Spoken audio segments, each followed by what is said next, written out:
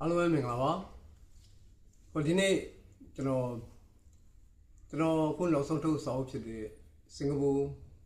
ဒါမှမဟုတ်ချင်းလေးမြို့တော်ဆိုတဲ့စာအုပ်ကြောင်းမိတ်ဆက်ပေးကြပါမယ်ကျွန်တော်ဒီစာအုပ်ကို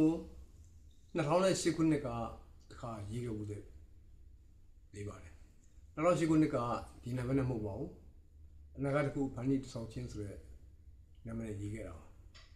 အဲ့တော့ရေးတဲ့အဓိကရွေးချက်ကစင်ကာပူလာပြီးတော့အလုပ်လုပ်မဲ့မြန်မာလူငယ်လေးတွေစင်ကာပူနိုင်ငံအကြောင်းတွေတည်တဲ့အကြောင်းအရာတွေစုဆောင်းပြီးရေးထားတာပါဆိုတော့အဓိကဦးစားပေးရတော့အလုပ်လုပ်မဲ့သူတွေအတွက်ပေါ့ဒါပေမဲ့အဲ့ဒါနဲ့တပြိုင်နက်တည်းစင်ကာပူနိုင်ငံအကြောင်းလေးတချို့တည်တယ်နေဆိုပြီးတော့စင်ကာပူအကြောင်းလေးတော်များထည့်ထားပါတယ်ဒါပေမဲ့အခုထုတ်တဲ့စာအုပ်ကြတော့စင်ကာပူတနိုင်ငံလုံးအကြောင်းတော်ပြည့်စုံရေးထားပါတယ်။ဒါပေမဲ့အလုံးလုံးမဲ့သူတွေအတွက်ကိုလည်းထည့်ပြီးရေးထားပါတယ်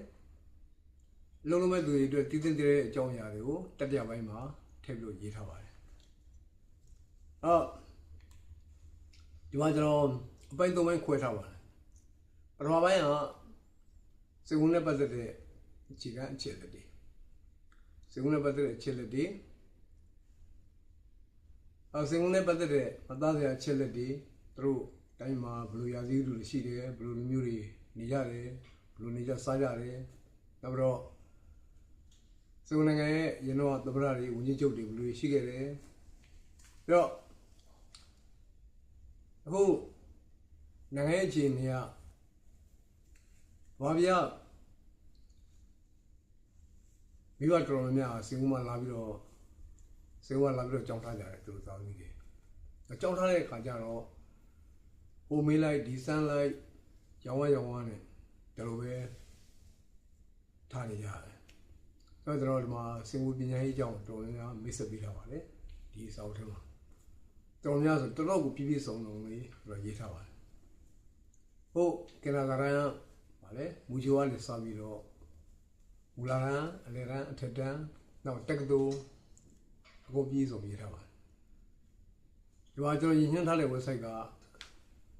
အများဆုံးကတော့ MOE Ministry of Education ပညာရေးဝန်ကြီးဌာန website ကိုရည်ညွှန်းပြီးရေးထားတာပါနောက်တော့ဒီကအဖြစ်ဗမာပြည်ကနေပြီးတော့ဆရန်အောင်စဖြင့်လာပြီးကြောင်းတက်တဲ့ခါမှာဗမာပြည်ကနေစင်ကာပူကျောင်းအခုပြောင်းမှာဘာတွေလုပ်ရမလဲဘာတွေလုပ်သလဲဆိုတဲ့အကြောင်းတွေကိုအဓိကဦးစားပေးပြီးရေးထားပါအဲ့ဒီမှာတော်လေးအပြည့်စုံရေးထားပါတယ်နောက်ဆုံး